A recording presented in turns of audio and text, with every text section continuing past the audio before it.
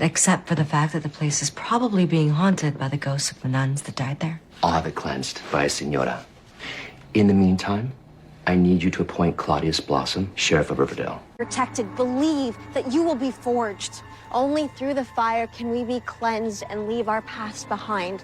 Conquer our fears, expiate our sins, exorcise our demons. Brother Kevin? In English vocabulary, we will learn the word cleansed. It means to make clean. Also means to remove by or as if by cleaning, to cleanse sin from the soul.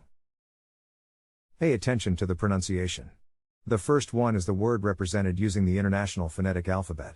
To pronounce cleansed, have in mind that the size of the syllable indicates where the accent or stress is. In this case, the accent is in the first syllable, corresponding to cleanse.